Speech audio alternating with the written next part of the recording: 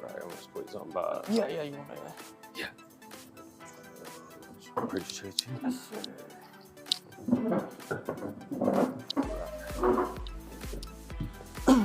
What's up, guys? Welcome to the Not Famous Radio. I appreciate you all tuning in. I hope everybody enjoys it today. This is Thursday morning. I have Colton with me. Tell them where you're from, Colton, what shop you're at, and how long you've been doing it. I'm out of Dixon, Tennessee. I'm at the Inquisition Tattoo Collective. I've been tattooing for 7 years. 8 if you count the apprenticeship. Yeah. About 7 years.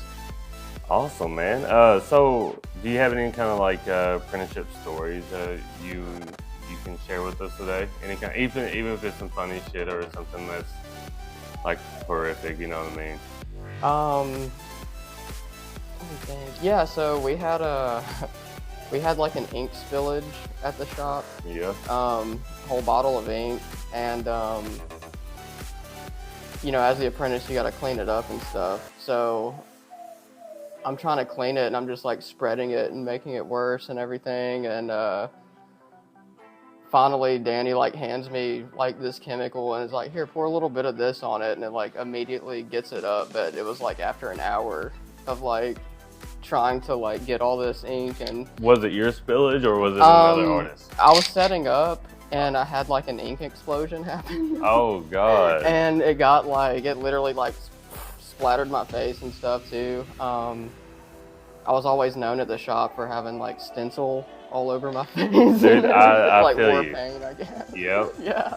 No, I definitely feel you there, buddy, because I think I've had more clients tell me I have something purple on my face than anything else, which I'm thankful for, most definitely, Yeah. because I would have definitely been walking around all day with purple shit all over my nose, especially on my nose and underneath my cheek. Dude, oh my God, that shit would bother the piss out of me. I'll forget that I even have any kind of purple stuff on my fingers, and I instantly just go outside, just wipe it off. I'm not even looking in the mirror, you know what I mean? I just have it all over me. We did have a ghost thing happen at the shop. That was kind of cool. Yeah, let's hear about that. So I came in the shop one day, and just like the client chairs they sit in, just out by the stations or whatever, it was like facing the door, and I was like, this is weird. Like, did something happen last night, like a scuffle or some crazy client or something? Right. And the owner comes in and he's like freaking out. He's like, "Dude, you gotta see this video." And apparently he heard like a bang like in the lobby, because he lived in the back of the shop. He had like a little homestead area. Oh, okay, I got you. And he was like playing Assassin's Creed or something. Here's a bump, and he goes to check the camera, and he's just like watching it a few minutes. And he's like, "That's weird, And then he sees he showed me the video, the curtain like just opens up. Yeah. And then you see the chair slide and turn. It like moves, and then it almost like hops up, spins, and slides to the door. Oh man, what do you think about that? I was like, "Oh my God, dude, that's," because we never had like any weird things at the shop happen. That was like so random. Now, was so that? We were like, "What the heck?" How long ago was it? This was probably, I'd say 4 or 5 years ago. Okay, maybe. so was it at a different shop? Yeah, it was at a different shop. It was at the first shop I was at. Okay. And yeah, that happened. Like nothing ever happened after that. Like I wanted him to post it so bad, but he was like, "Oh, people might, say it's fake or whatever." And I was like, "Dude, it's still cool though. Like you gotta." Did you at all have any thought that it might have been fake? A little bit, but the only reason I knew it wasn't is because normally when we leave at night, he's the only one there, and in all the cameras, you can see like every shot of everything. Like there's like the shop's completely like empty. So, and the chair, it's just like something that can't be really explained. Like, right. Because, I mean, that dude was a smart guy, but I don't think he was capable of crafting, like, an elaborate, you know, just random haunt video, I guess. Right. And he didn't want to post it, so I was like, that's kind of scary. I mean, that could spook somebody on not to post it for sure. So what got you into tattooing, man? Like, you know, from inside all the ghost stories. So I always drew as a kid. Like, even like as a little guy, like I started out with just watercolor, like just painting little stick figures, and but I really got into skateboarding and the graphics and kind of like that pop art at first, like and I just started drawing skate logos and stuff, and then I would watch anime, so I started drawing, like everything I watched and liked, I kind of translated it onto paper. Gotcha. And I just kind of always did it, and it's something me and my brothers like always did together, you know. So it kind of brought us close, because there are Keith's a tattoo artist. No, that's what I was about to ask you. I thought I saw him. I can't remember if I saw him at a convention or if I saw him on the page, Instagram page, but I had noticed that was your brother. I was like, that's wild. That's pretty cool. Yeah, he just started doing conventions. He was really nervous about it, but yeah, I mean, yeah, dude, I was too. I was like, oh my god, this is crazy. Right. That's kind of like, I guess, your first goal, like when you really start getting deeper into tattooing. But yeah, I just always drew, and then like ironically, I like Ink Master kind of came out when I was like younger, like a, you know, early teenager type deal. Yeah. And I thought that was kind of cool.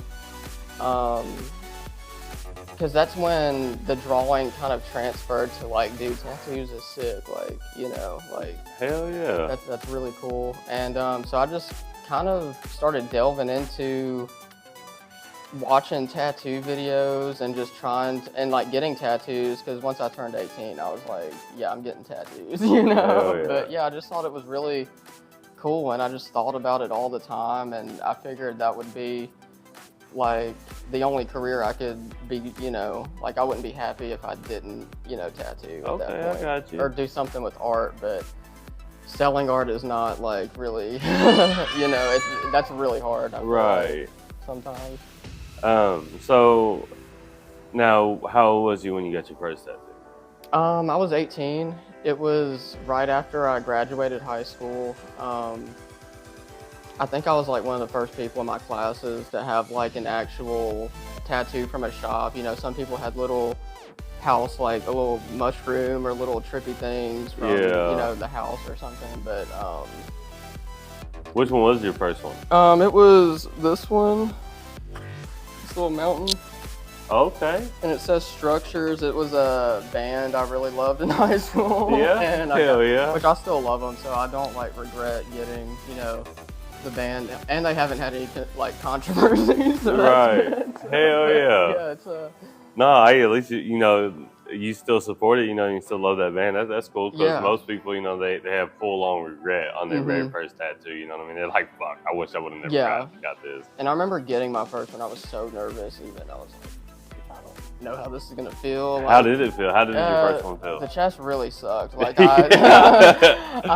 all I'll say is, if I didn't get it when I was younger, I would not have it done now. So when I do people's chest, I try to be like very, like as gentle as possible, you know, with giving a tattoo, but it's yeah, it's pretty painful. Mine goes into my nip a little bit, so I was like, you know.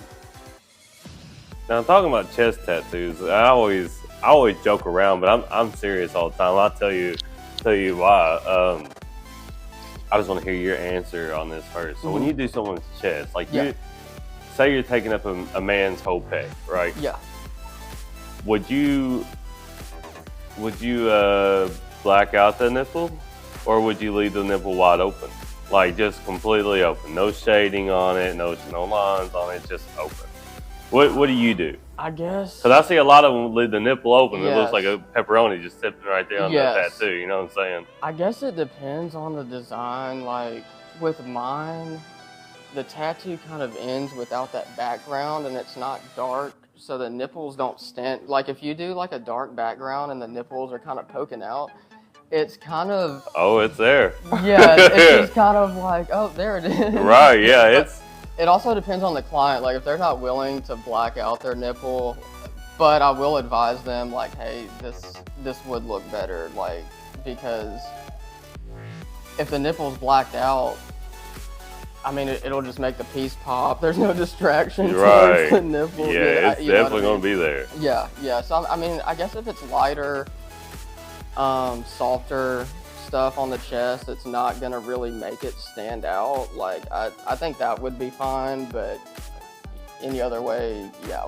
I'd probably black out the nipple again. Yeah, usually a lot of my clients, they'll come to me and they'll tell me, hey, I want this, la-da-da-da, and I'll ask them, you know, hey, can I add a little something to it or change it a little bit? Because there are some clients out there who's like strictly on that design that they want, which is fine. You know what I mean? I get it. It's something permanent on their body, and that's something that they have already made their mind up on. You know what I mean? Yeah. But if I can change it, I'll always end up doing some sort of dark black background right there on that nipple. And they're like, why does that go on the nipple? I was like, anyone who gets to my station, there will be no nipple untouched. Exactly. Like I tell them that all the time. And I really think, you know, it does sound like a joke, but the thing is, it just looks so much better that, dude. It does. Because I see all these guys, you know, on Google or on Instagram. I mean, these tattoos look great. They look fantastic. It's just that nipple. It's definitely nipple sticking out. It's noticeable, you know what I mean? One style that can really, I think, get away with it, though, is probably like patchwork. Yeah. Like if you did because then you can kind of like, I've seen ones where it's like open but again, there's like no background, so it's yeah, the background is key, man. You gotta have everything, no distractions right there. Dude, I'm telling you, I just always have found that to be one of the funniest things because it makes me laugh no matter what. So, but yeah, I figured I wanted to discuss that and see what your thoughts were on it. What is what's like one of the funniest tattoos? Like funny, weird, you know, whatever kind of mixture you want to put it into, like, you know. Okay, so this one's kind of weird. It was like a mother-daughter friend group that came in, and they were getting these little tattoos on their fingers, like very simple. One got an 8, one got an equal, one got a D with like some little dots beside it, and then they were like, okay, yeah, we're gonna, you know, take a picture, kind of put them next to each other, and when they did, it made a dick, like, you know, and I'm like, wait, mother, daughter, like that is, I mean, it was just strange. It wasn't like that is wild. It was just because I didn't know what I was tattooing till they put it together. I'm like, this is like kind of weird. They put it together and it just made sense. I was like, that's crazy. Dude, that's awesome. Oh my god, I didn't even think of that, man. My buddy did a deagle, a dick eagle. Yeah. And that one was pretty funny, I'm not gonna lie. That turned out great? It turned out pretty amazing. Fuck yeah. Hell yeah, that's cool, man. Yeah. That is awesome. Pretty funny. Dude, so I've done I guess it's really, really cool to me. I like weird stuff. Yeah, you know what I mean? There's nothing wrong with that. Is there a weird one you want to get, I think, or I guess? Well, not really but I like odd, different, like, especially out there kind of stuff. And like I got to do this Mothman the other day, right? And like don't get me wrong, I've been wanting to do, like, you know, mythical shit a lot, and I love that stuff, you know, when D goes and all that. But whatever she is, I said, yeah, man, send me the reference. And she has sent me the reference. It was a Mothman on I guess like a light pole outside, kind of doing like a striptease. And I was like, dude, that's it. That's the one. I want to do this. And she's like, sweet. You don't have to make any changes, do you? I said, I don't even want to make changes. I want to keep it like it is. This is going to be awesome. Yeah, promiscuous Mothman. Dude, yeah. Dude, I thought that was the coolest, greatest tattoo. And yeah, I was like, I could not turn that down. You know what I'm saying? That was some funny ass shit. Is it black and gray? Well, it had some color in it and Cool. stuff. So like the lantern had a light and stuff glowing, and the nice. reflection on the Mothman and stuff. Doing this little strip tease. I thought that was the coolest shit. She had another one that she was going to show me. It had like I guess she was the Mothman was wearing like this like G-string thing, and it had like a little zap fly swatter with it too. Shit, that's yeah. So I was like, that's cute. I like that. Damn. Yeah, that would have been awesome. But I was glad I got to do the striptease one, man. That was a lot of fun, man. She got it on the inside of her cab. She didn't really like the spot too much, but she definitely liked the tattoo. That part's touchy, man. Dude, it is. So, anyways, we just had the Ink Masters convention that was here locally in Clarksville, Tennessee. I know we talked a little bit about that this morning. So was that your first time at the Ink Masters one? Yeah, that was my first time going to that one. So I didn't really. It was pretty cool to kind of check it out because I didn't really know how big it was going to be or what to expect. But I mean, it was pretty chill. I would say it was probably the smaller one. Yeah. Out of the ones we've probably gone to this year, but still a good experience though. Like it's always cool, like when you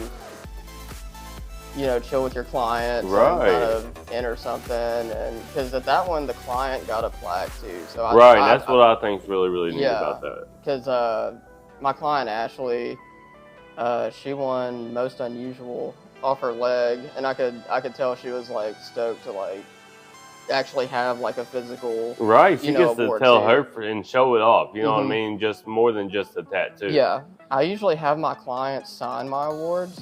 Oh wow, that's neat. Yeah, that way I need to have them sign my plaque, but I started it during Villain Arts because they give trophies, but my clients, they were like, no, I want you to have the trophy in case you want to put it in your house or something. I'm like, well damn, if I'm keeping all of this, like sign it, that way I can look at it and be like, I know who that is, Right. Like, it kind of like puts a person to the award, Right, no, that's great, dude. I didn't even think of that. That is awesome, because I always try to think of, ways to kind of give back a little bit, Yeah.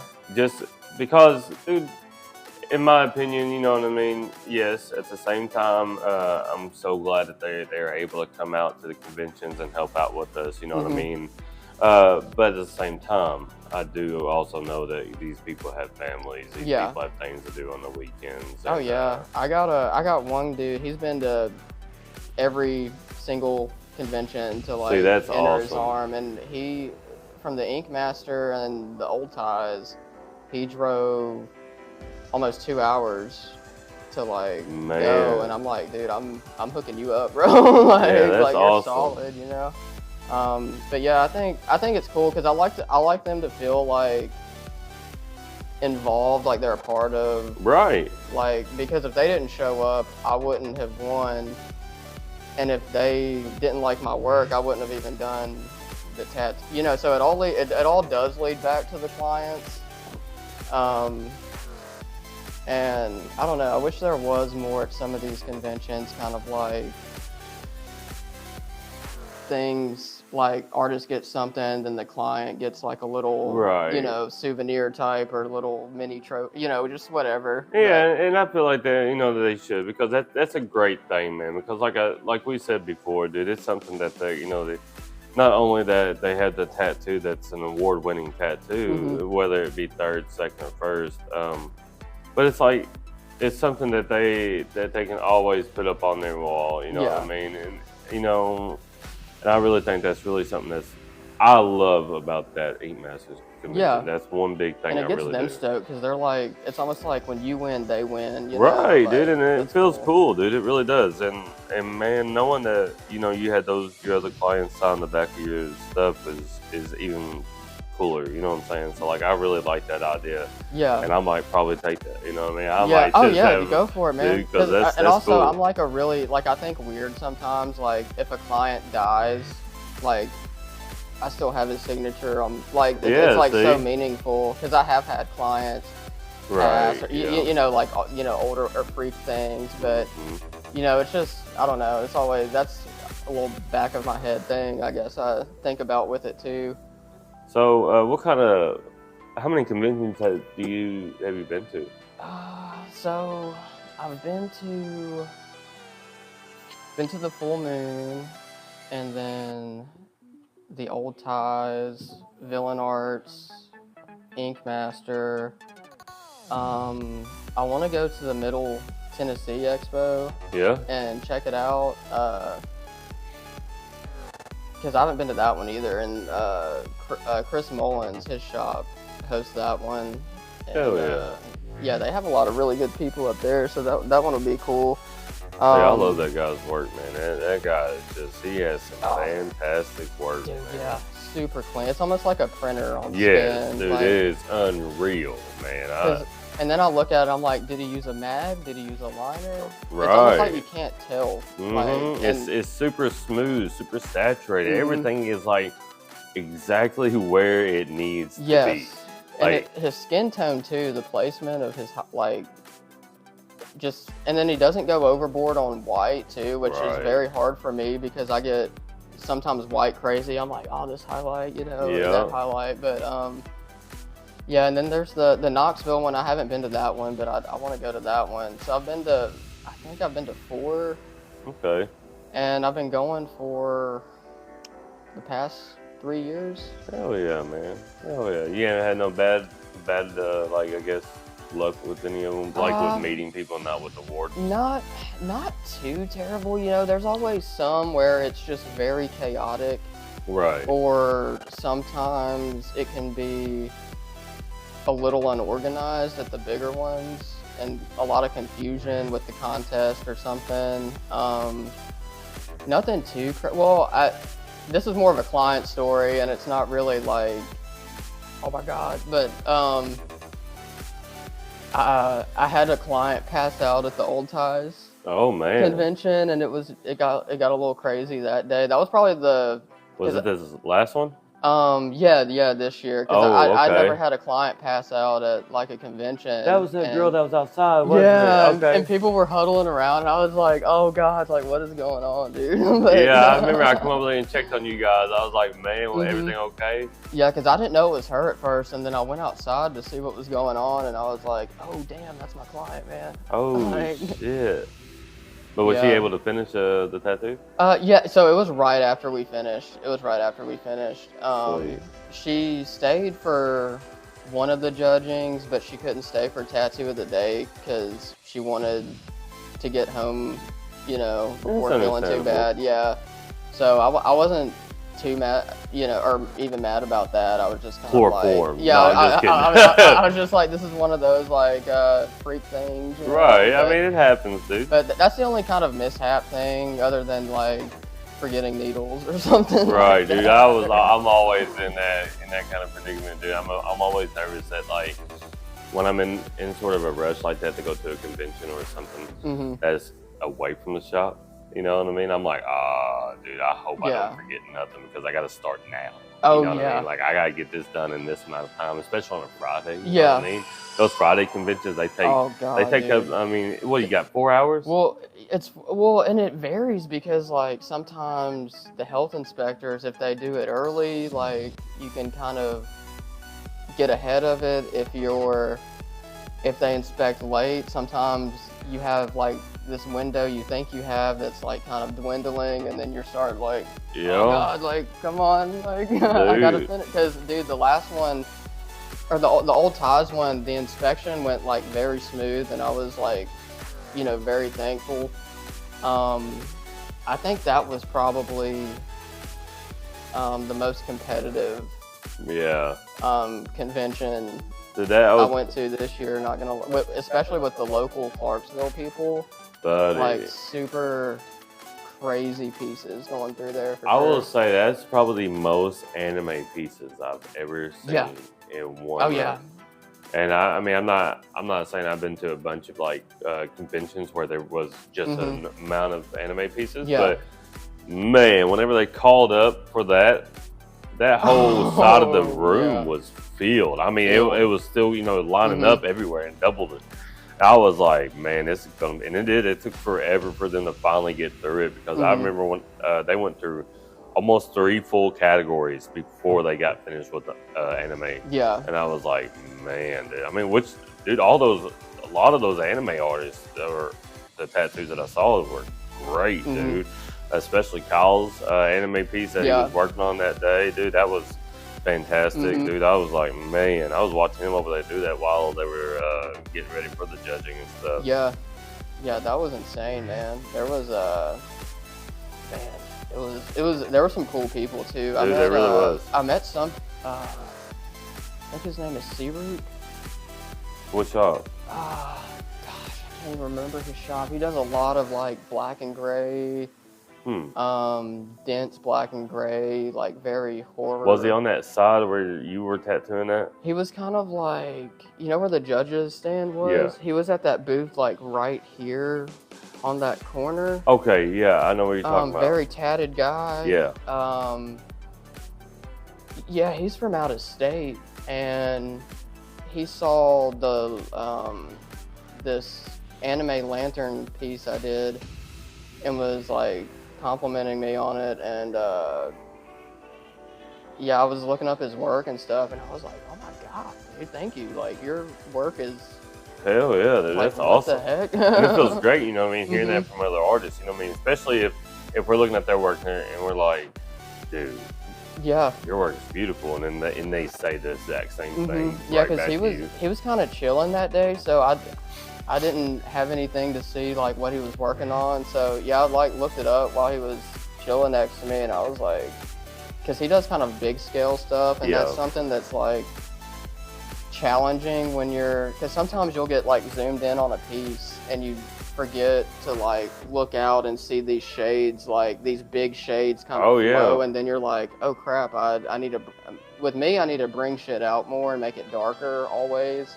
Yeah. So I'm trying to find that happy medium of like saturating my black and gray. Like I feel like color's easier for me because I can, with color, I kind of like block in and then fade into it. Like I'll almost blend over where it's saturated as well. That way it like, it's almost like blending out and then washing it right back in. Like saturating out, saturating in, and then to kind of get that blend in between those either 2 colors or 3 or whatever you try to mash up, you know what I mean, to have that smooth gradient.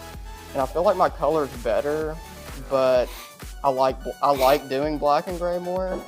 It's so weird. I think it's because it does like trip me up a lot, so I want to like, it's something I really want to get good at, you know? Right. Because I remember seeing some of your pieces at Love Blood, and your lights were very saturated. Like it made it look very, it made it look more 3-dimensional. Like, well, I appreciate it, dude. Thank you. Oh yeah, no problem, man. Because I feel like, you know, your skin tone is where white would be, you know, like your lightest or whatever. And sometimes I'll not saturate my lights to where it's almost like there's too much skin tone or not enough blending in between shades or something.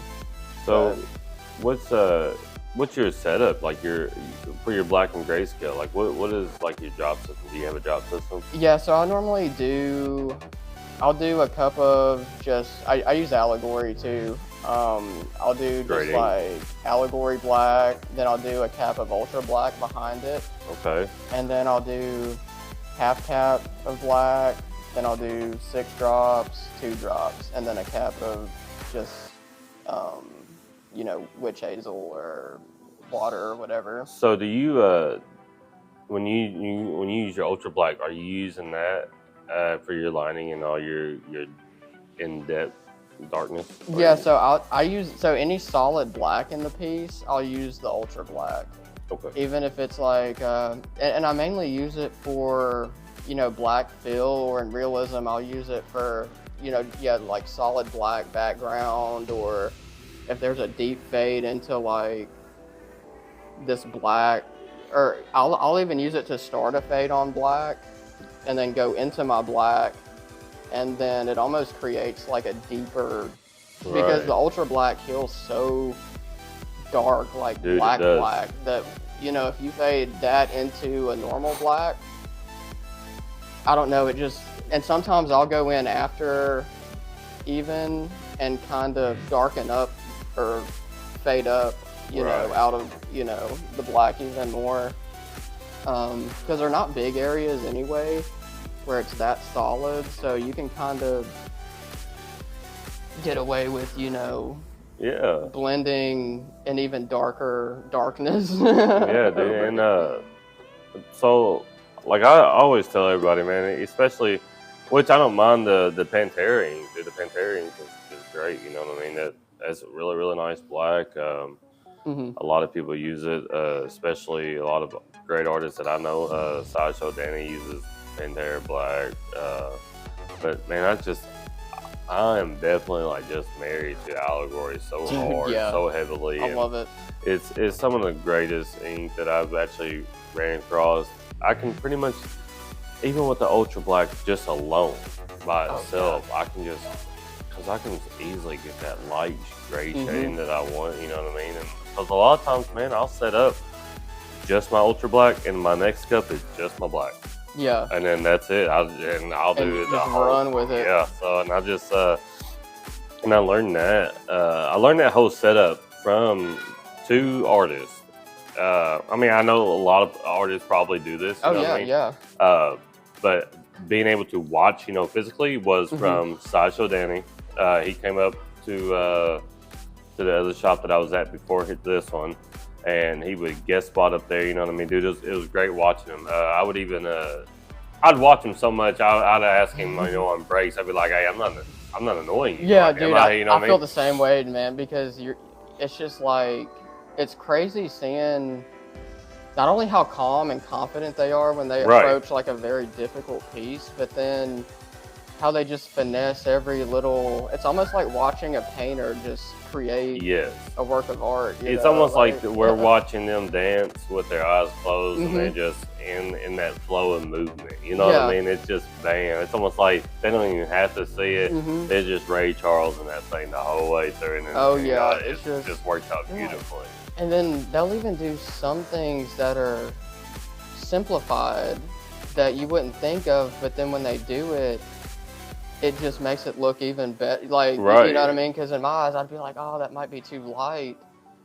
But when you look at it, it's like perfect lighting. Like, you know, like the picture just has like, you know, one of these lights just freaking shining. Right. Now, the other guy that I pretty much watched is another artist that you know. His name is John Nelson. Yeah. Dude, watching him and the way he stipples with, you know, and he, like I said, that's what he has, is just that black setup. Nothing else, nothing more. 3-round liner. Dude, yeah. He is so, I fangirled over him. I fangirled over, you know, Sideshow Danny. Sideshow Danny's only been doing it for 4 years. 4 years. You know, that dude is perfect. You know what I mean? Like, golly. I was like, that guy came out of the womb with a tattoo machine in his hand, ink in his back pocket. You know what I mean, like, dude? Some people, I wonder, it's like they have, like, spark or... Like whatever crossroads they met the devil at, tell me where it's at, because let's go sell it all together. Come on now. Because the way their mind thinks, I'm like, it's simple, but it's not. It's I feel like we're crazy. Damn, dude, it's just it really is. It's honestly really amazing to see those guys. Some of these guys come up at such a young age, and you know what I mean. Because don't get me wrong, it does take some artists a couple of years in this direction just to get to where they want to be at, you know what I mean? And, and I'm not saying it's because, you know, they're lazy or they don't want to do it or they don't want to push hard. It's just some people have stuff going on in their life that's kind of slowing them down a little bit, or maybe, you know, they just don't have a great mentor, or maybe they didn't have a mentor, you know what I'm saying? Because some people, you know, I know an artist, do you know Pablo from Brownsville, Texas? Dude, this great artist, man. Me and Josh met him, and he came up here and guest spotted the shop he was at, and Dude, this guy's phenomenal, man. He taught himself, no apprenticeship, you know what I mean, that kind of thing.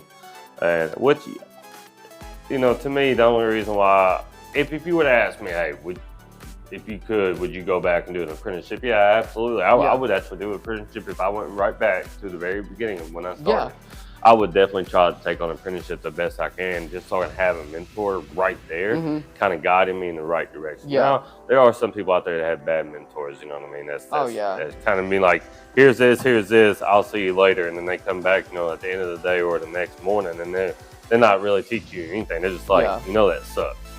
Well, show me what I do wrong. And that's like and that's why I kind of like, because after I left the first shop, like I won't delve too much into it, but not the best work environment. It was almost like knee on the back of your neck with growth. Yep. Very paranoid about meeting other artists, other people, like, but after we left there, that was like, what, 3 years ago? Opened a shop, a little private studio in Franklin for a year, and just kind of traveled around shops just to or guest spotted. That was when I guest spotted at Love Blood. Okay, see, that's what I thought. Okay. And because I was kind of just trying to find a place where I was like, where you meant to be at. You know what I mean? Yeah. And I was having a baby too, so I wanted to be closer to home. Absolutely. As well, so that's when I found Jared's shop pretty much at that point. He's a great artist too, man. He is. And I've been there for 2 years now, and it's been really good. Jared, Jamie, Keith, all those dudes, really solid. Good work environment. That's like the best thing for an artist's growth. I feel like it is, man. Because if you don't have the right environment for you and for what you want to do, that love is going to be shadowed so hard by something that's like regret, or you trying to rush yourself out of. Because man, at the end of the day, you want to be in a home field environment. You know what I mean? Something that's cozy. You're going to be sitting in a chair, back bent over, in such an awful position like this all day long. Yep. And talking, focus. Right, and just talking your way through. And then you need somewhere where it's just like, you're just comfortable, almost as if you don't even want to lean over. Now you just want to lay back and tattoo, you know what I mean? You just relax, chilling, and you realize you look up at the time, it's 8 hours done gone by. You're like, I didn't even notice. That's that feeling that, artists need to find in their shops, just because I feel like that'll not to get you to stay long, just to get you to if an infinity knot or a Roman numeral or something that's like, already done 1 billion times. Not that we don't like to do it. It's just like, oh man, it's just more of a creatively perspective. Right. Yeah. So whenever that comes in, you're more of like, yeah, I got you, and then you're just in your comfortable mode. You know what I mean? And that's what I can do here at this shop, and I'm sure you can do that at Jared's. You know what I mean? And like, when you're relaxed, you think more positively too. Yes. It's like when those come in, you're not thinking like, oh, I've done this so many times. You're thinking, okay, this means something to this person.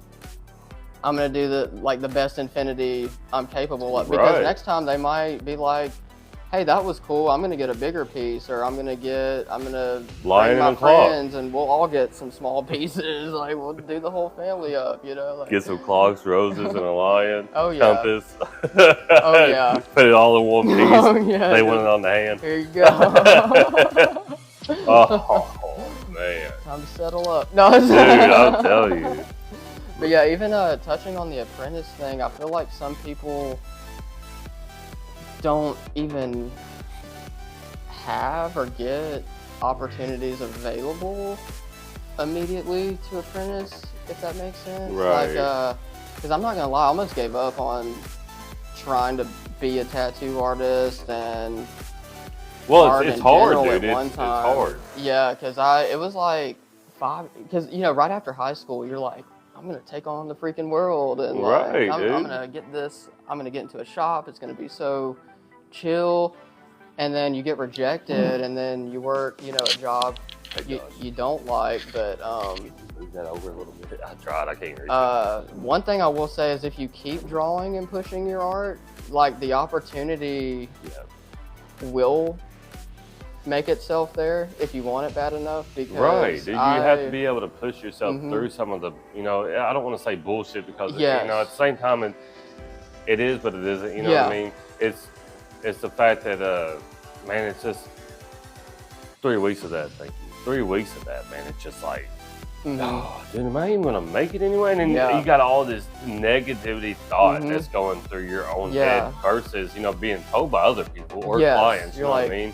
Why do shops not want me? Like, is my art not good enough? Or, you know, because like, and I think that's with every artist, rejection is so devastating with art. It is, like, man. You like take time, and then for someone to like.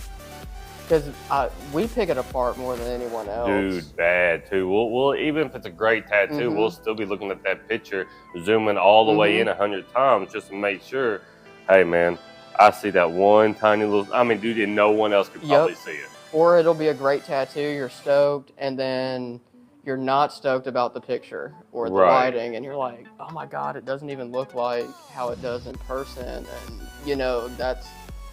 So it's kind of like a lot of battles mentally to fight sometimes with, you know, social media. Which Dude, it is. I've been trying to lean into social media and not be like as, oh God, like we have to be creators now. Like if you make it fun, then it's kind of like, you know, to an extent, it's like a fun part of like. It doesn't feel like it's more work. It feels like it's more like entertainment. You know what I mean? Something that's it's not as I guess dwelling on yourself. You know what I mean? Because like times like they are gonna change and it's gonna be weird. Not gonna, it's changing now. You know what I mean? Dude, we are tattoo artists doing this right now. Oh yeah. Like dude, that we got to do skits. We need to do. You know. Yeah. I'm not saying we need to or we got to. It's just.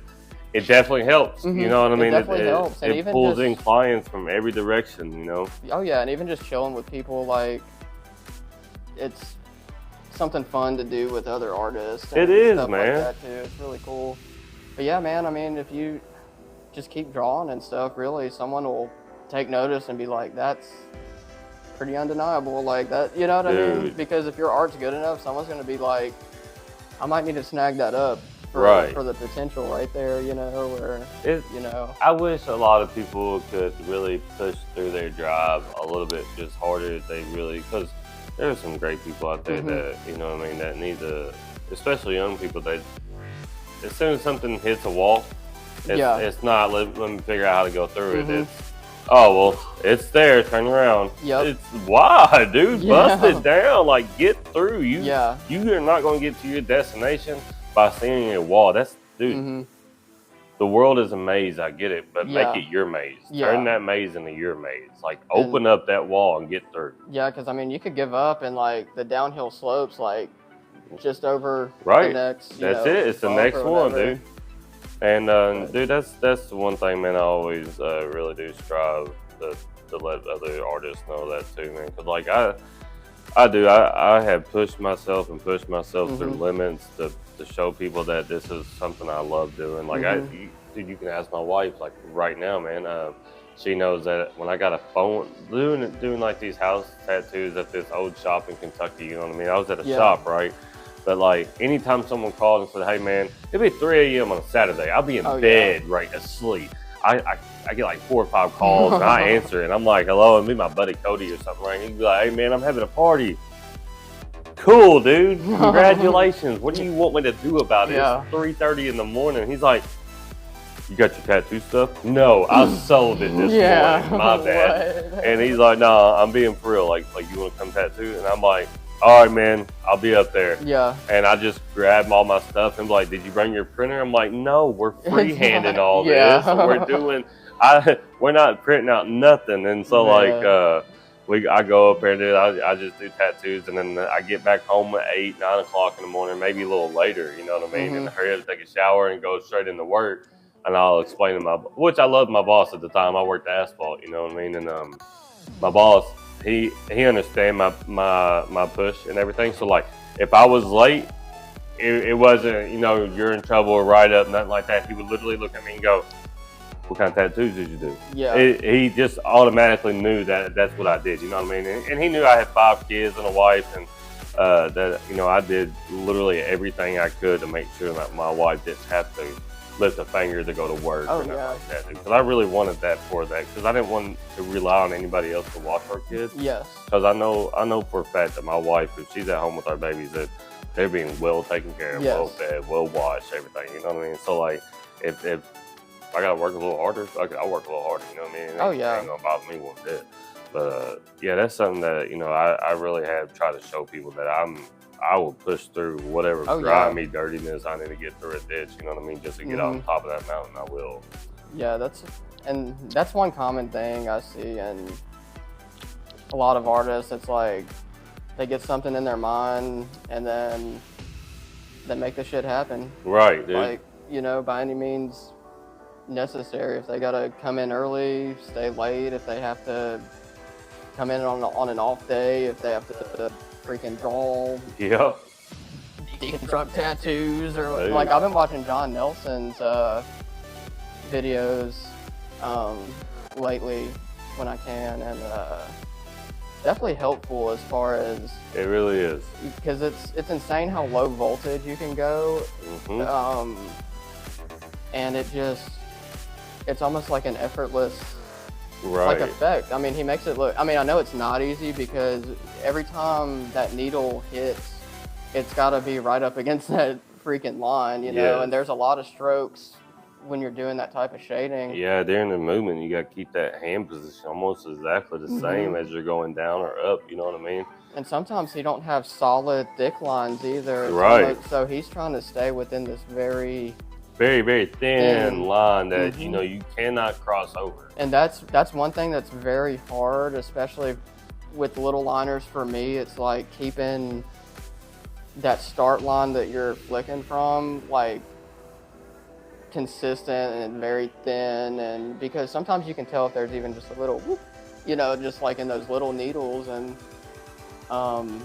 yeah, I've been trying to work with the smaller ones more and trying to get more comfortable with some of the like three liners and things like that. I'm good with a 5, like I'm familiar, so the 3 isn't too bad, but I've noticed if you lower the voltage, it is like, I don't know, smoother. You're not as worried about, like, you know, cutting or going too deep and things like that. So what machine do you use? I use an Ambition. Okay. I was just actually that's why, because I was just talking to Kyle about, you know, some, I call them like cheap secret machines, you know, because like, they are cheap. Yeah. And you would never guess that Ambition would do the freaking job that it does. Dude, you know what I'm saying? And I'm not gonna lie, I used the FK Zion. That was like, I stood by that machine and everything, but the motor broke out after like a year and a half. Oh, and wow. I'm like, dude, I paid like fucking $1,500 for machine, batteries, everything, and then Ambition came out, and I'm like, dude, it looks just like my FK. Like, I literally identical, and the grip was even bigger, which I love. And so I was like, fuck it, I don't have a machine. I'm gonna overnight this one and check it out. So it came in, I used it, and dude, I've been using that one for fucking 4 years probably. Hell yeah. It hasn't wavered or anything since then. I was thinking about getting another one actually, and that way I have a liner and a shader. Which Ambition do you have? I think it's the Troll. Yeah, the Ambition Troll. Okay. It's kind of like, it's probably like that long. Battery takes up that much, and then the grip is like, hell yeah, like pretty big. It's like a 2-inch grip. Yeah, I'd say probably like 1.5 inches. Okay. Maybe. Because I think they go from. It's probably like a 2-inch, yeah. Because it goes. I think the grips on those Ambitions are 1.25, 1.75, then 2.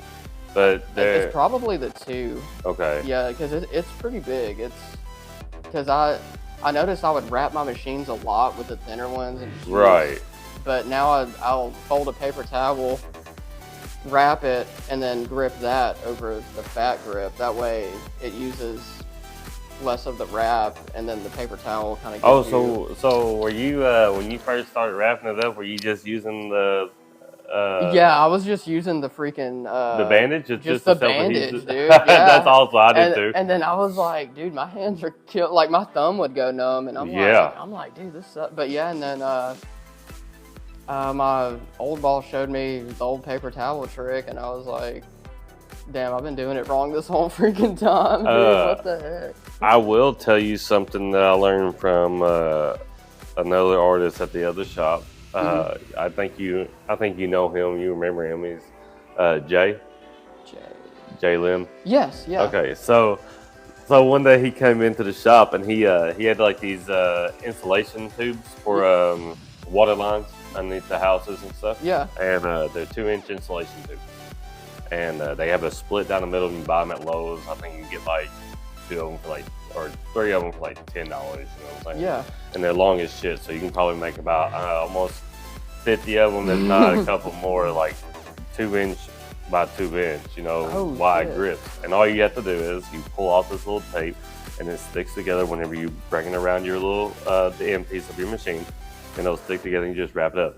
Oh, wow. It's the most comfortable feeling. It has a really, really good, I guess you can say it's a lot more comfortable and like, I guess, squishy, like forgiving and everything. Yes, yeah, almost like you can mold it to like your hand shape that you want.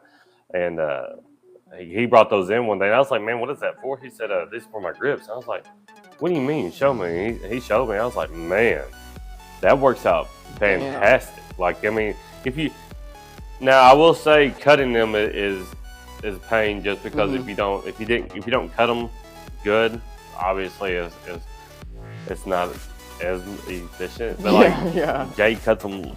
He's a freaking ninja, dude. He just cuts them perfect. And I'm like, and he does it fast too. There's no slow method with whenever he's cutting that shit.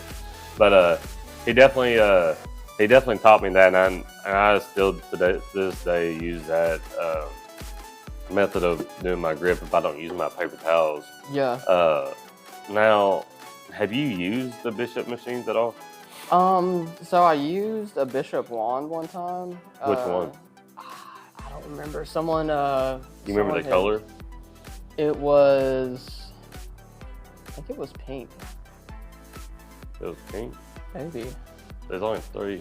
I have no idea. Yeah, this was a long time ago. It might have been a different one. Yeah, this was, and it was another artist machine. They had wrapped it up for me and let me shade with it. But I really liked it. It had a, like, I don't know, it was really smooth, the vibration of it with the whip and everything. It was very, I liked it for color a lot too, because you could really pack color without it doing a lot of damage to the skin. It was very, so I mean, color packing, I feel like that would be a really, really solid one. If you get the chance, try to and there's another artist at your shop, or whenever you can, try to definitely check out one of those Bishop wands, like the packer and the shader and stuff. The liner, I don't have the liner. The liner is a 5.0 cam. And I don't know if you guys know. A 5.0 cam is punchy. Yeah, that's powerful. Yeah, that's if you're not lining with that machine, then I don't know what to tell you. Yeah, because I'm telling you right now, you can pretty much just turn that machine on and have a leash to it, and it'll line by itself. You just let the machine do the work for you. And it even feels powerful. Like all right, so like how a lot of the batteries have a jump start on it, the criticals and stuff.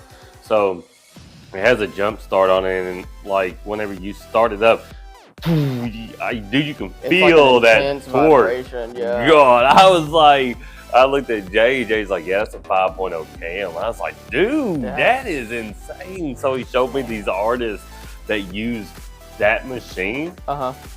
Bro, and they're doing these tattoos fast. I'm talking about they're doing light shading with it. And I'm like, this doesn't make sense, dude.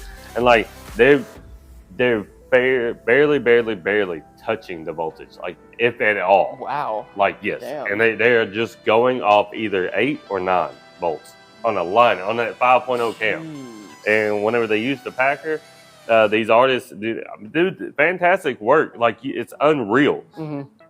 when they use this Packer, it's a gold band, so it's the Packer 1.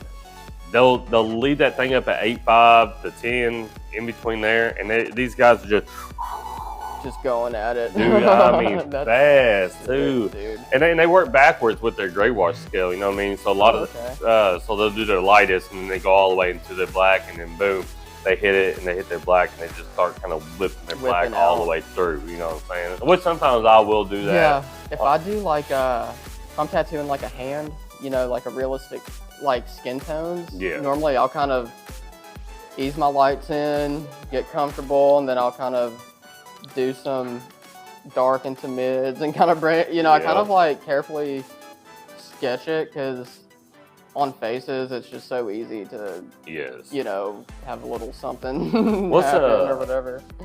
So have you? I watch your work all the time because you're on my Instagram page and stuff. So have you done like a lot of faces, like a lot of like I guess portrait wise? Yeah, I've done not too many portraits. Like I did a portrait of Ozzy, that was cool. Hell yeah. Nick Mars. Let me jump over this counter.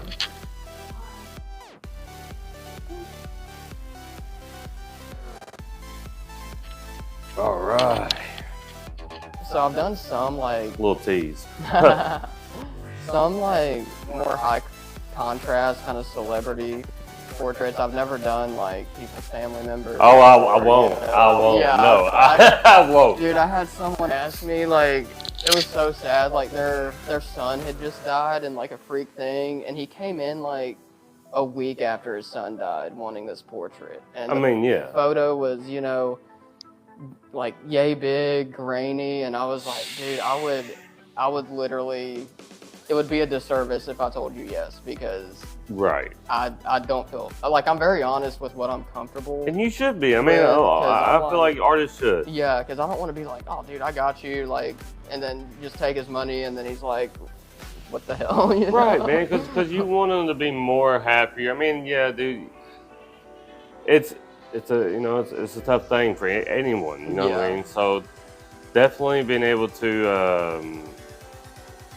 Try to capture that moment that they see, that they have, because it's not our moment. Yeah, it's theirs. It's something that they have already witnessed. They already have a memory of it in their head. Yes, and now they want this to be planted on their body for the rest of the being. And they've been around that person every day of their life. And you're going off kind of one picture.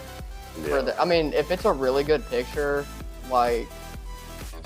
Would you still take it on if it was a really, really, really? I'd probably recommend Jared. I'm not even, just because I've seen his very soft, even baby portraits and stuff like that, and I know it would come out more to what they're wanting with him. So I would, because I want them to have the best version of it. Absolutely. And if Jared can give them that, for this particular tattoo, then why not at that point? Man. But I mean, I do want to get more into, because I've done neo-trad faces, but it would be cool to do more celebrity kind of portraits, or even like how they'll take a celebrity portrait and make it look like all crazy or creative looking, that's pretty sick. Yeah, especially the, I can't remember this artist's name, but the guy that does like, Kurt Cobain, all of them, Benjamin Franklin with the black ooze just coming out the eyes and the mouth. Dude, I think that's so cool. It looks so trippy too, you know what I mean? Because it really does look like, some kind of liquid or some kind of like, parasite stuff coming out of there. And I'm like, God, that looks great. You know what I mean? Dude, yeah, I saw one of Ozzy, and it almost looked like, it had these fractal shapes. Yes. And then very, like, salt, like, turquoise, bright shapes cutting through. Like, it looked like he was inside like a trippy lava lamp situation, dude. Or something. And I think those artists that do that stuff, that's able to pull that kind of thing off is really, really cool. You know what I mean? But man, so another topic I want to talk about with you or two more things before we get off of here and start doing the questions. There's so how old are you right now? 30. 30. Okay, so if you had a chance to go back to your younger self at when you started tattooing, yeah, with the knowledge that you know right now, what is something that you would go back to your younger self that started the tattooing that day? What is something you would say, or is there anything you would say, or is there something you would change, or nothing at all? I probably would have left the shop I started at sooner, because at the time, like, there's so much fear, you know, with making a change or something like that. Oh yeah, dude, it's always going to be fear in that. Dude, it, you know, 5 years being there, just kind of like almost dreading going to work at that point. I would have definitely endured less of that.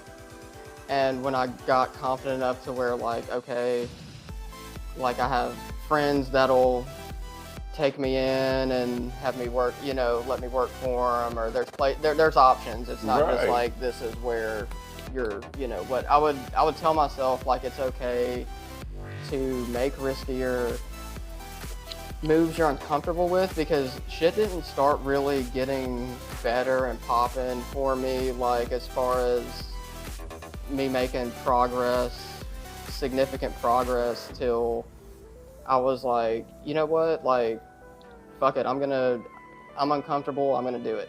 Right. I'm uncomfortable, I'm doing this. This scares me, it's good for me. If I don't do this, then I'm just gonna stay in the same place. You know, it's almost like I had to rewire my thinking of, like, you can't leave here, this is gonna be hard, this is gonna be scary, to hard, scary, uncomfortable is actually good for you. It benefits you. It's almost like Gordon Ramsay, you know, like, drilling these people while they're cooking, and then at the end of it, you have this dude who's making like $500,000 a year just running it like a boss, you know. Right. Like, and he started out just, oh, you know, I cook at home for my family, you know, just, but then it just, like, he got on the show, he was extremely uncomfortable, and he did it. Like, yeah, that's what I tell a lot of people, man. Anytime anybody asks me, you know, what's something you would tell your younger self, don't get comfortable.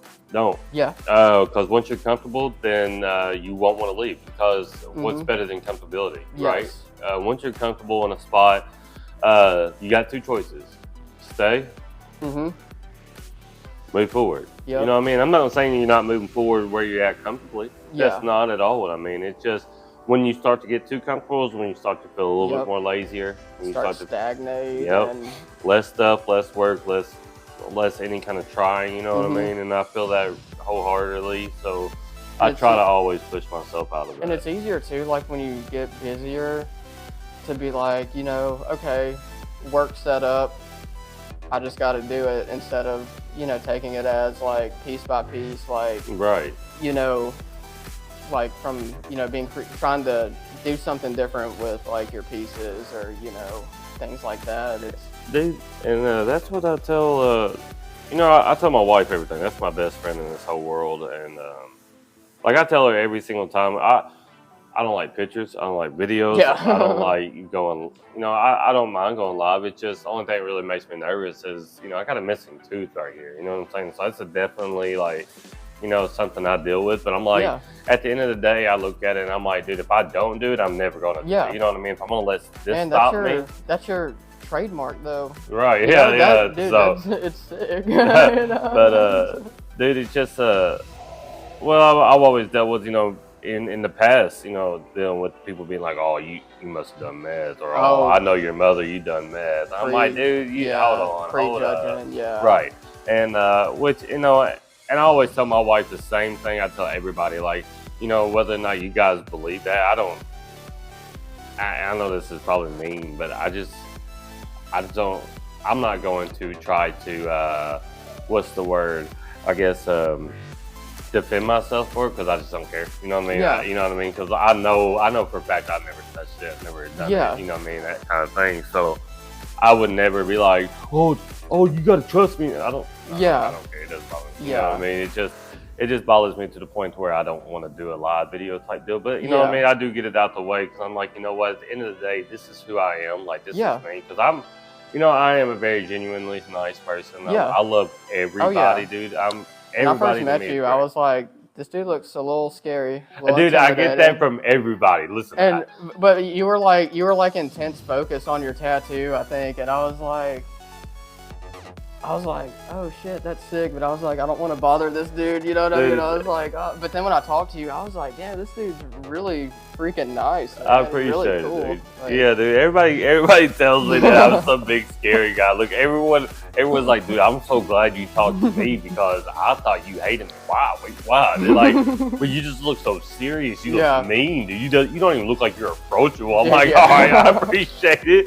And especially people whenever they're not, I guess, expecting my voice either, because I'll get this. Like, as soon as I say, "What's up, man? How you doing?" It's, you know, it's a little jump because they look at me, they're like, damn, dude, that's deep. That's deeper than a whale. Like, holy crap. James Earl Jones. Dude, I'm telling you, buddy. God. Hey, if tattooing doesn't work out, dude, you could narrate everything. Hey, that's what I'll probably start doing, narrating little children's I'll be seeing you on books. History Channel, Discovery.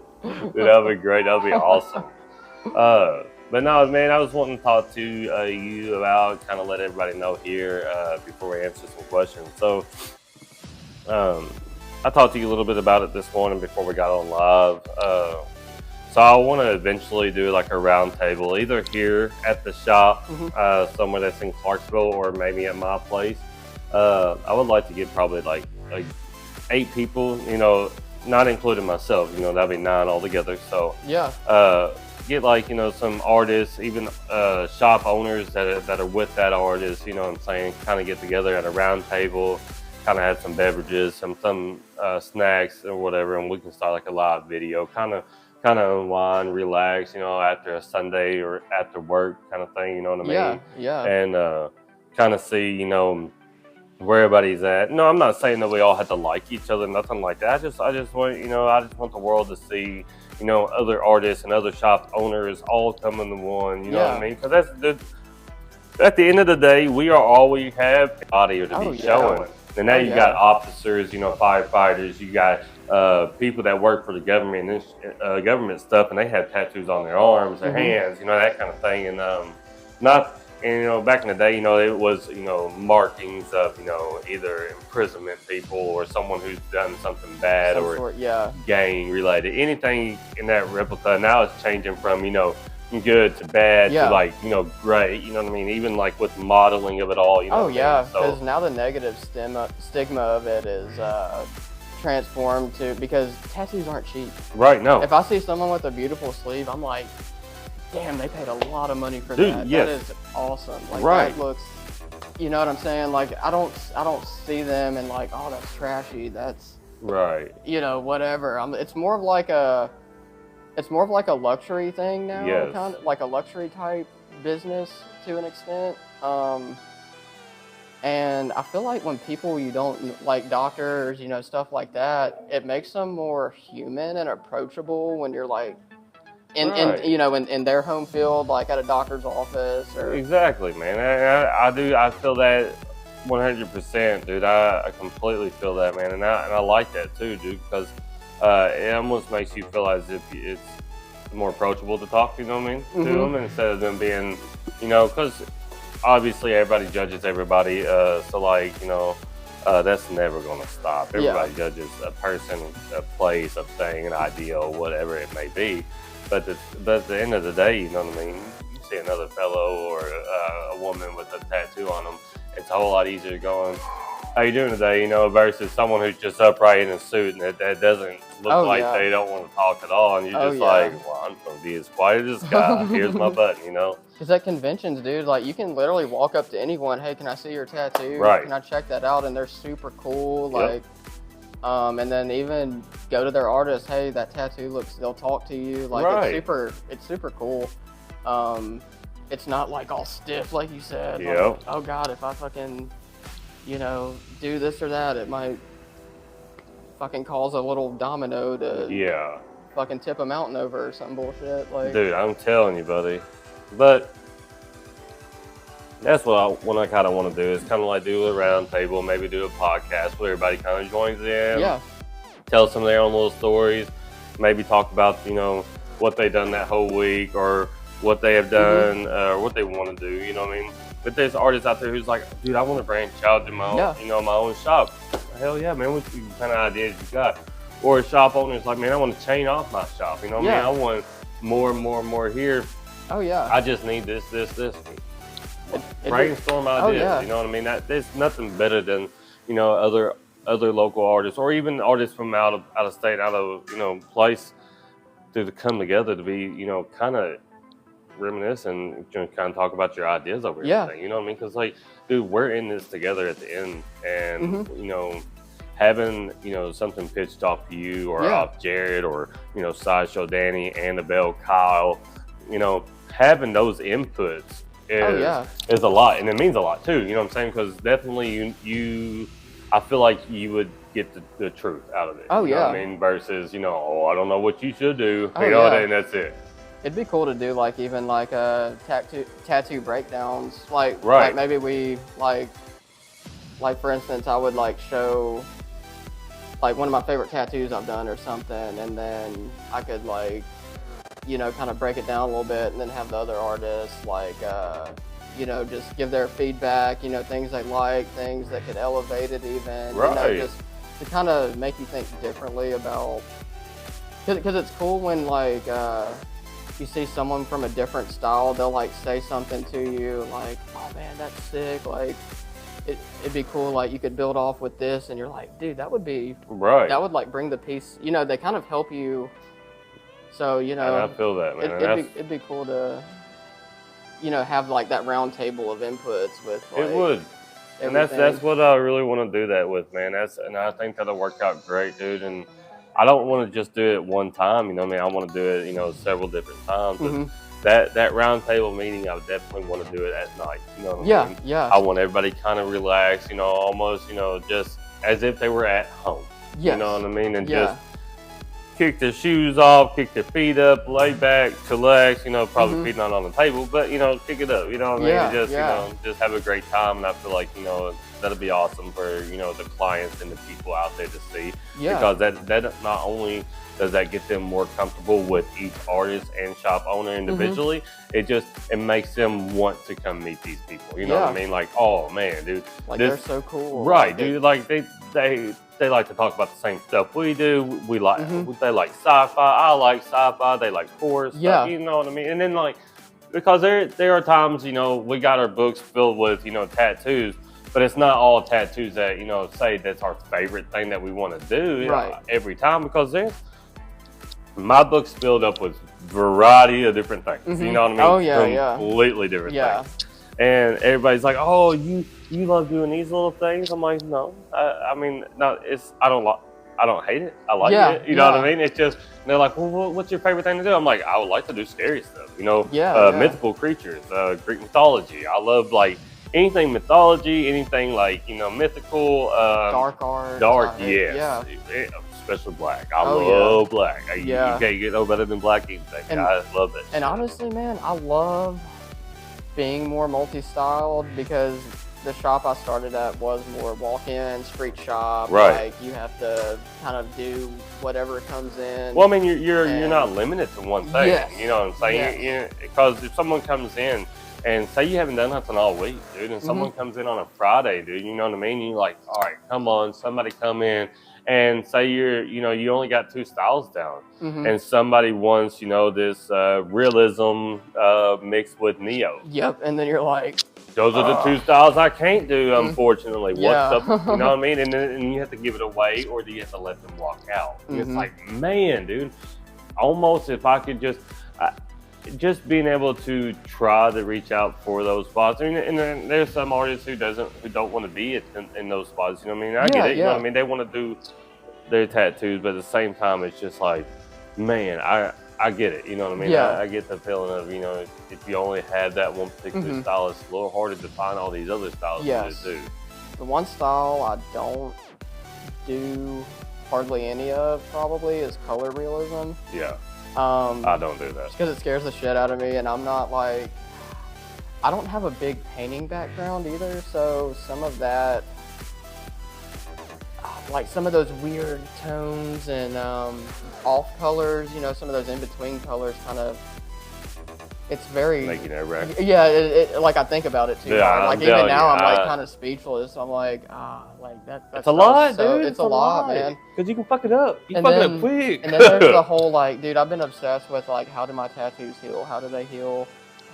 Because color realism, I don't feel like they would heal as dark and, you know, contrast as it would need. Whereas like black and gray, I've gotten more used to the gray wash stuff to where I know if I don't saturate this wash when it heals, it's like just not gonna be there essentially. But so I've been trying to find that happy medium of how dark and light to kind of make areas of the piece and stuff like that. I got you.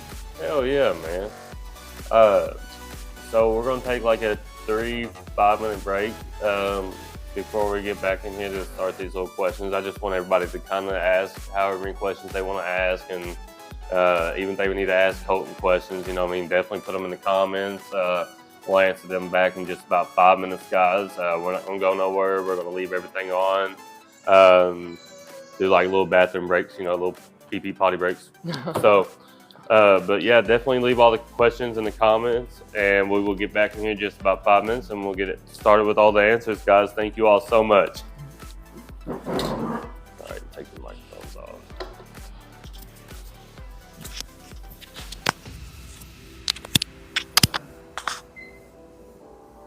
We got a hot mic, guys. No.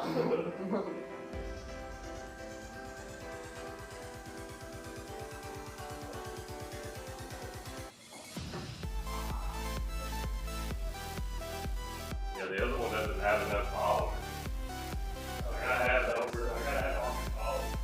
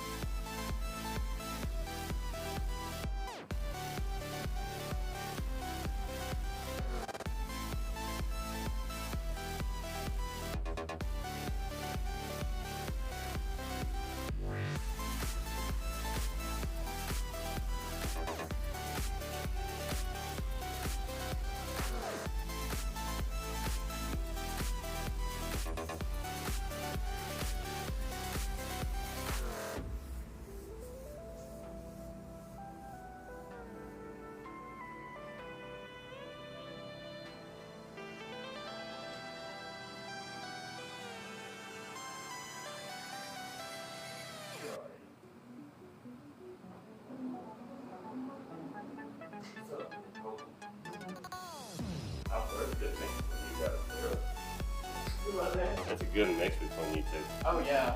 Like a perfect mix. Golly, beautiful ass baby. Thank you, man. Yeah, he's a cool little gremlin. He's got to where he's mobile for sure. Yeah, gotta keep up now. He might take off.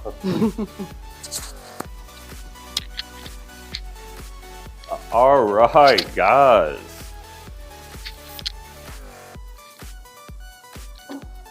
Let's go ahead and see what we got here. Somebody shared the crap out of the log. I appreciate that, dude. Hell yeah. Oh, nice. Who is that? I'm about blonde. Oh yeah, I'm gonna go up here and scroll it down. Oh, cool. So we can kind of see what all we got.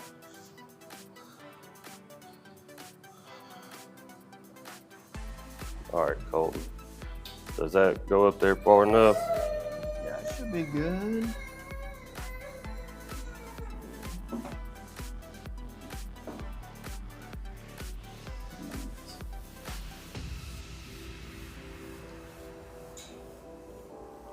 I think that would be good, man, for sure.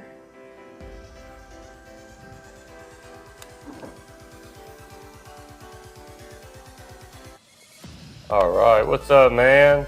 We got some people that said hello, hi. Actually, we got a lot of people that tuned in on this one. That's awesome. That's great, man. What's up, guys? Hell yeah. Let's go all the way up. Thanks for watching, man. Yeah, seriously, that's a lot of love and support right there, and that means a lot. All right. So let's see here. My wife said his 3 a.m. calls used to drive me insane. See, I told you, that shit's real. Like I used to have to. I mean, everybody would call me and instantly, "Oh, man, then you come down here and tattoo?" Still got the sleepies in your eyes, dude. Yes, dude. Just got the #2 gifter badge. Hell yeah. I'm not even sure what that means. I'm not either. Look, I'm not technically savvy. #3 gifter badge? Yeah, I don't even know what that means. Thank you, though. I'm still learning. Thank you for the roses. Oh, I just now seen the roses. You're very sweet. That's really cool. You got 5. Look at that. I don't even know what that means. I got ice creams. Look at that. And you're awesome. No, man, you're awesome. You are. Just start pointing at them. Yeah. Right there, right here. Hell yeah, look at that. Just pull out some ice cream, like.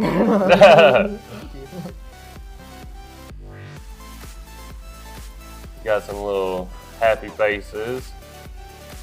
Got some people saying that's your man. Warms my heart.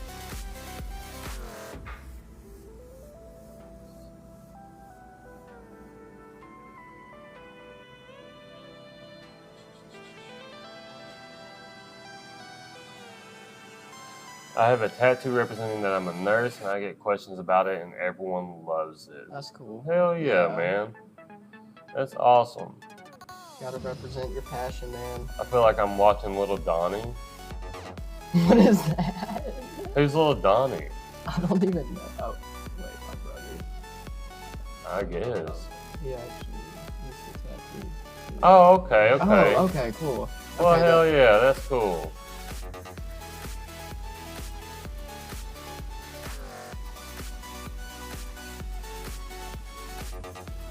Are you talking about this guy? This guy right here? He kind of acts like Lil Donnie. If that's who it is, hell yeah.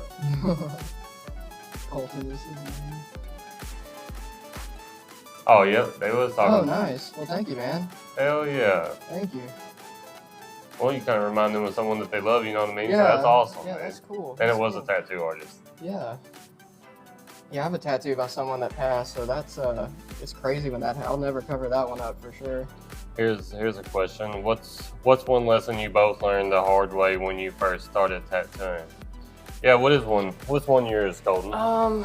You're gonna fail a lot when you first start. Yeah, that's a great one. You know, you kind of think like, I'm gonna do a few tattoos, this is gonna come natural, but honestly, when I first started, I didn't realize how hard translating pen and paper skill to skin was. And I probably would have approached it a little more like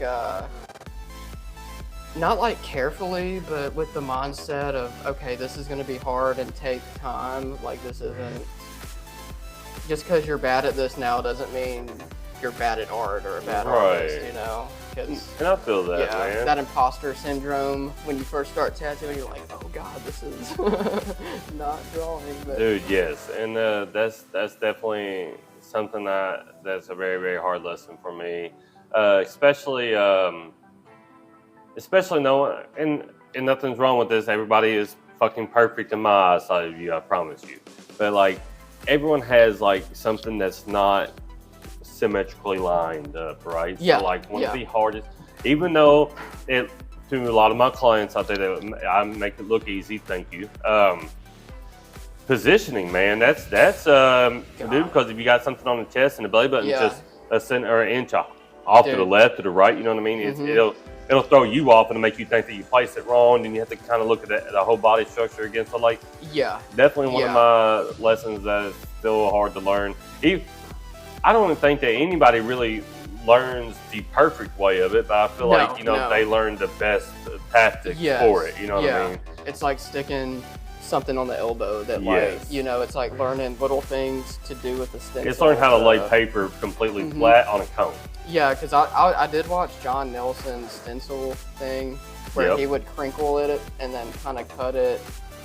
And I didn't, because I never thought about, you know, crinkling when it's dry. And cutting those folds out. Yeah, because he used the other elbow to kind of, you know, get it to form. And that's a good way of doing it, man. Because if you place it on there exactly the same way, like, again, you know what I mean? Boom, you'll be able to, those cutout marks will go in where it needs to be, you know what I'm saying? Versus going in and it's still crinkling up even worse than what it was beforehand, you know what I'm saying? Yeah. So definitely that's a big help, you know? Yeah. What is y'all's favorite tattoo you've done, and what's the meaning behind it being your favorite?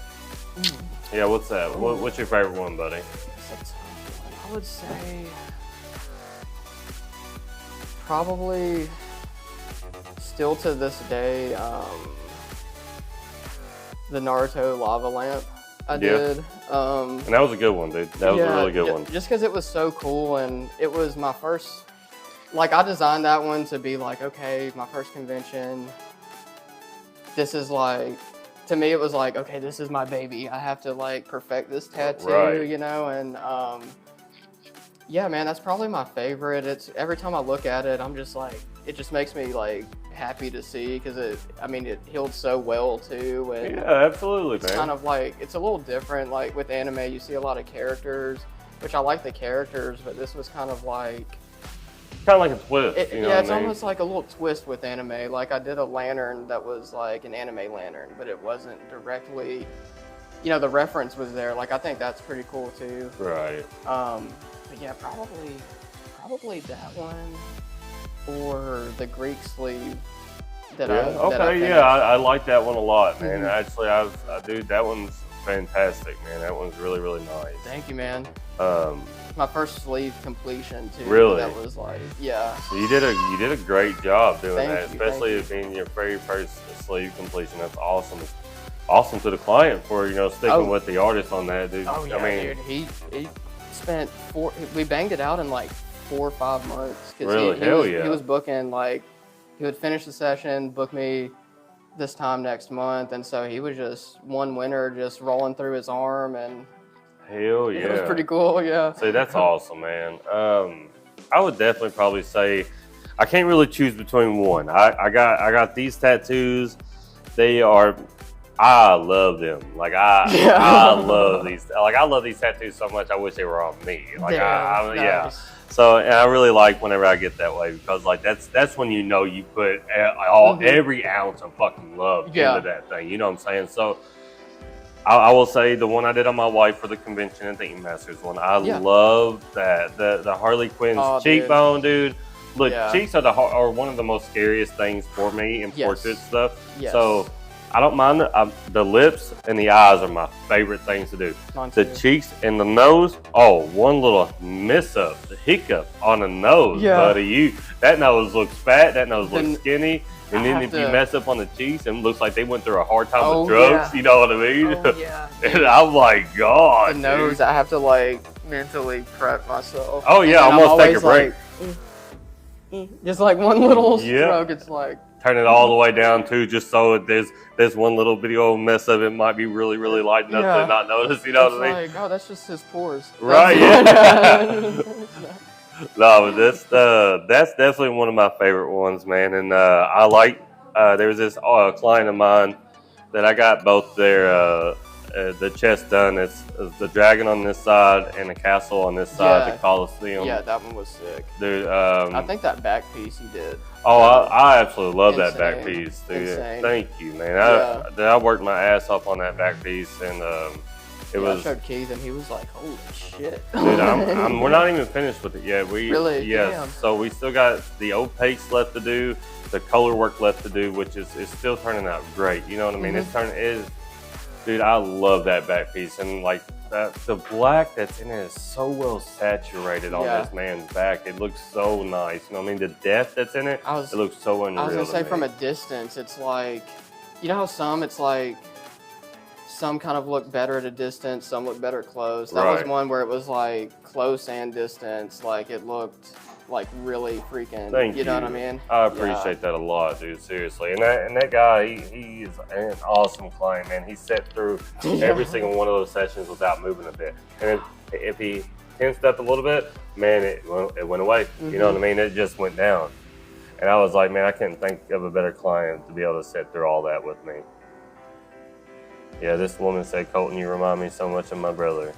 Oh, thank you, thank you. Proud of you, Ian. Thank you so much. What advice would you give someone wanting to get into tattooing? You got anything? I would say to start out with, you gotta love, drawing art. If you're already there, that's good. My advice would be just keep being passionate, keep improving, and talk to people too. Meet people. Like if you want to go to conventions and you're not tattooing yet, but your art's awesome, you might meet people that might give you opportunities you never thought were, out there. They'll be like, man, this dude, he's not only is he a good artist, but a good person. Right, yeah. Like, I think, he's going to be a good asset, friend, everything, type deal. Hell yeah. I think one of my things is trying about becoming a tattoo artist, honestly, is something I feel like a lot of younger artists, you know what I mean, especially the ones that are starting out their apprenticeship or wanting to start it out or find a shop, you learn the sacrifice that's being made. Don't dwell on it. Don't do that, because then you'll get in your head, and your head is one of the most powerful things that can separate you from something that you love to something that you're very, very passionate about. And if you allow yourself to do that, man, you won't have your drive that you want, you know what I mean? So if you learn your sacrifices, the time that needs to go into them, and which, my family can tell you, you know what I mean, I was hardly at home, you know what I'm saying? I was in and out of the tattoo shop day and night. It didn't matter if I just got off. Things that you were like, damn, I really want to go to this. Right. And abandoned because you had a passion. Yep. And that's the thing, dude. Because you're going to push yourself even harder, especially if you love it. You know what I mean? And so if you can learn that sacrifice, then man, you're going to be unstoppable. Oh, dude, yeah, because the long game, once you get to that point where you're like, because if you look back to where you started to now, like, it's just, it's miles away, and like, sometimes you have to kind of like look at it that way. Right, too. yeah. Like, okay, this sacrifice has been worth it. Totally worth it, and absolutely, now I don't have to do quite as many sacrifices. You know what I mean? That's a great feeling. You know what I mean? Yeah. Especially when you go back to look, even on a year ago, you just look at some of the art that you did. Not that you did anything bad. It's just you get to see all your improvements. Yeah. And even better, and you're like, oh man, I can't wait till next year. You know what I'm saying? Just because you want to show yourself what you're doing. You know what I mean? Showing yourself is like one of the biggest things I feel like that you can do as an artist. Because then you're like, okay, this thing I like put so much work in, like, affects people. Like, and it's only going to make you push even harder. You know what I'm saying? This is your cousin. Can't wait to see you for the holidays so you can meet my daughter. Well, I can't wait either, Bailey. Thank you so much for tuning in. I appreciate it. Hell yeah, man. This is awesome. Yep, that's all I think we got. What's the color you hate using on somebody? Oh man, pale yellows. Yellows? Yeah. Like very pale yellows, because sometimes off their skin tone, it looks kind of too similar to the skin tone. Yeah. I understand that. I would say that, and then for some reason, purples. Like Purples, certain really? purples. Yeah, I don't know. Oh man, I love working with Certain purples. I don't know why I like blues more. Really? Like, I like reds and oranges. Yeah. But for some reason, like pale yellow and some of those purple colors, I'm like, I don't know. It's weird. I think it's because the purple, since it's dark, I have to like wait a little bit to see if it's like fully saturated sometimes. Right. Know? And it's like, I don't, because reds go in like butter, like every time, you know. Yeah, it's iffy with me, especially with reds, because not that I don't like using reds, just some clients' skin can't take that red. Yeah. I would probably say for me, what's the color you hate using on someone? Let's see. All of them. I'd rather use black. Black and gray. Black and gray is my favorite color to My use. brother would agree. Dude, you cannot go wrong. There's so much beauty in that stuff, man. And it's so appealing to my eye, man. There's nothing wrong with color. I love working with color, and I gotta agree with you on the yellows. Yellows are very difficult, especially like a gold transitioning. So like any artist out there that does the gold work and stuff, you know, kudos to you all, definitely, bro, because you guys do great work to be able to pack that in so well, and so like saturated. Weird earthy colors, like ochres too, like a yellowy. Yep. So weird, yeah. Dude, and those colors are a little harder to mess with and stuff. We have an artist here named Shayla, dude. She does, oh man, the stuff that she does with the color work, it's more.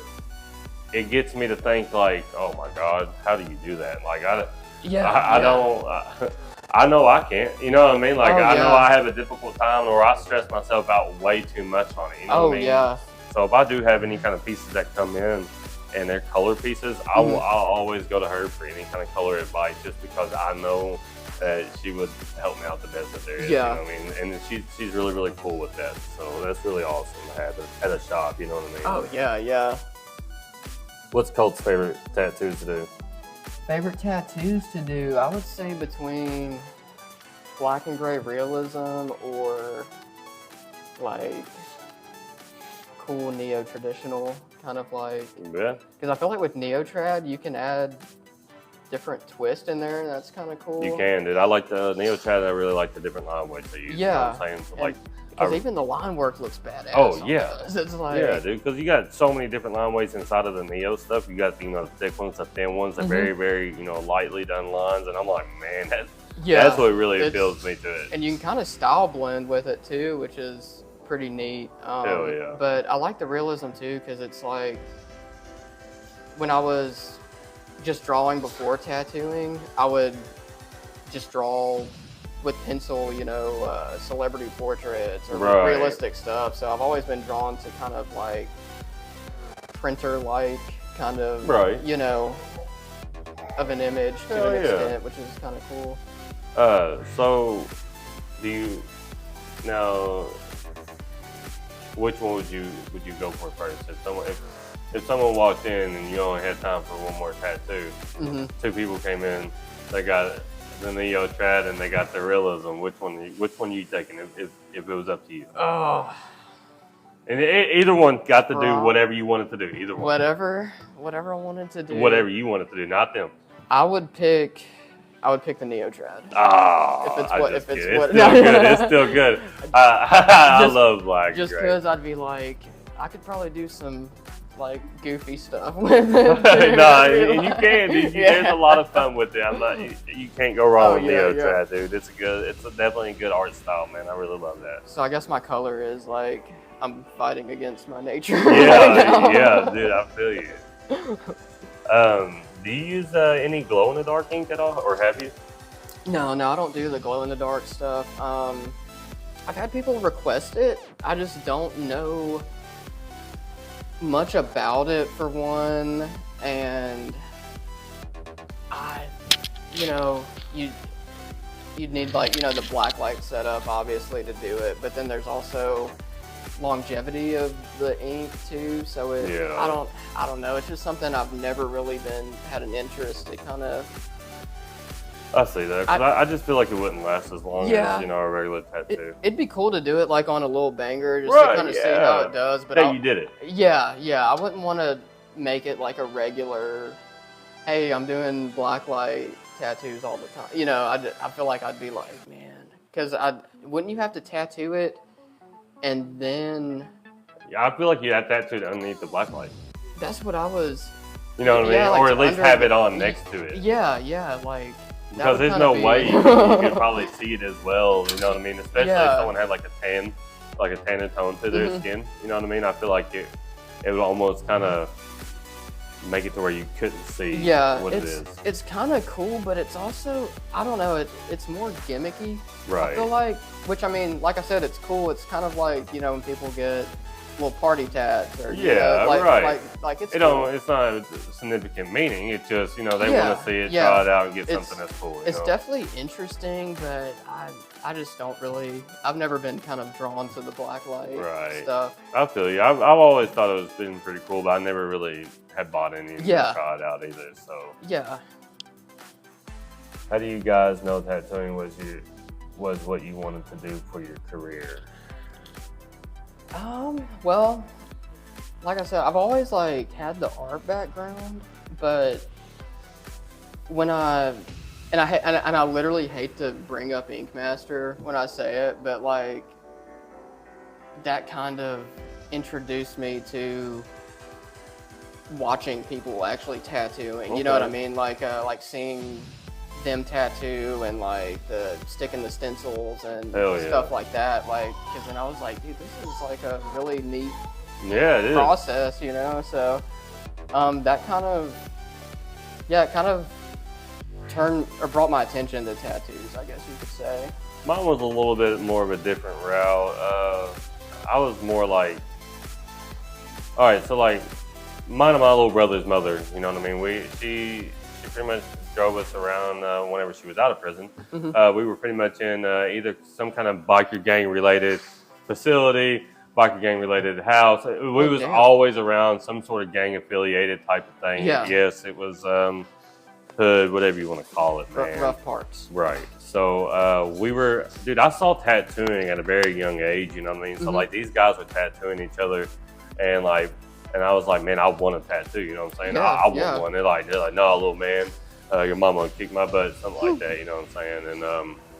And, so I got into that, and I'm like, man, dude, I think that's so cool. And then when I learned later on that you can't really get those, you can get them laser removed or covered up, but in my understanding, that scar, I don't care, that scar will always be there forever. You know what I'm saying? As soon as the light hits it. Yes.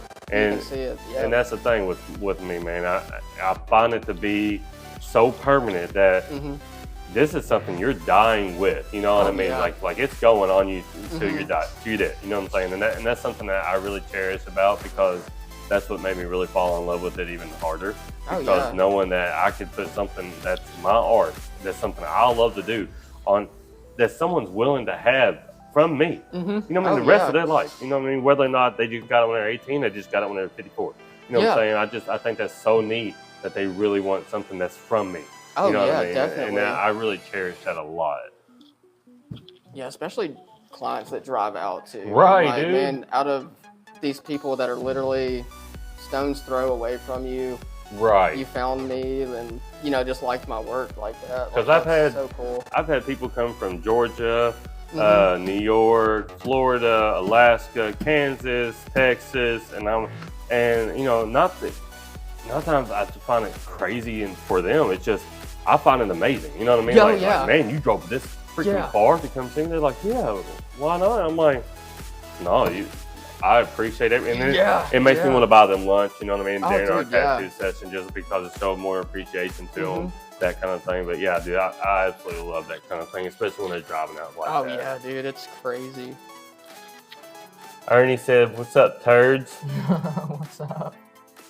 Well, we'll do just one more question, and then we're going to go ahead and end the live. How do you adjust the styles and times of tattoo change? And my brother started tattooing with a toothbrush, pin shell, guitar string, and a wind-up car motor. Yeah, I've seen a lot of man. Dude, yeah. I've seen that. Have you seen it? I've seen it. If someone told me to build one, I'd be clueless. Oh, really? Because I mean, it's pretty creative. Some of the stuff they make with that. I will say that with that, you know, with the changing stuff, when I first got my machine, I was 15 years old, and I tell this story a lot because it's not only that it's true, it's funny. You know what I mean? Because like, I almost burnt down my own house. I was like, man, to know your machine better, I feel like you need to kind of break it down and build it up, right? I feel like if you can build your own machine, you know how that thing runs, you know how it works. Yes. So I went ahead and started. Right. Yeah. So that's all I had. I had a bunch of coils, and I bought a lot of kits and stuff offline. I was working at Taco Bell at the time, and or while I was doing the yard work and stuff at the time, and I was making money selling candy bars and whatever at school. Well, whenever I got my machine, I remember I hooked it up. I hooked it up to the clipboard, but the thing is that whenever I came back inside, I had built this machine. I had just built it, but I couldn't figure out why it wasn't coming on. I didn't know nothing about it. I had no idea, right? And didn't even know how to set the armature bar. I just knew how to wind up the coils and the capacitor. Place things together. Right. Yeah. There's a lot of little adjustments. So I went outside to help my cousin with the oil change on his car. Came back inside, washed my hands, and I started to smell something, right? I'm like, man, what is that burning? I can smell something burning, right? I'm like, something's hot. That machine blew up. What? Yeah, it popped. And it popped the coils, and it had singed up the carpet. Yeah, so like the carpet was singed up, it was just singeing away. I poured water all over it, and I realized that I didn't even have the capacitor on it. I had it hooked up like live without a foot pedal. You know what I mean? It was already running. The armature bar was so screwed up that it was all the way up in the front. So whenever it came on, all it made was this, just a small click, and that's it. And I thought, oh man, I messed something up. So I just left it. I didn't unhook it, didn't unplug it. It was still running. Oh, it was still running eternally the whole time. And I guess had blown those coils up, and whenever it did, it singed up that carpet. But yeah, that's I fixed that mistake. You know what I mean? I didn't do that anymore. The house almost went down. Yeah, my wife was, you know, we were boyfriend and girlfriend at that time. You know what I mean? So like, we've been together since I was, 15, 16 years old. So like, we've been together for a hot fucking minute. So she knows all the little silly and horror stories that I went through.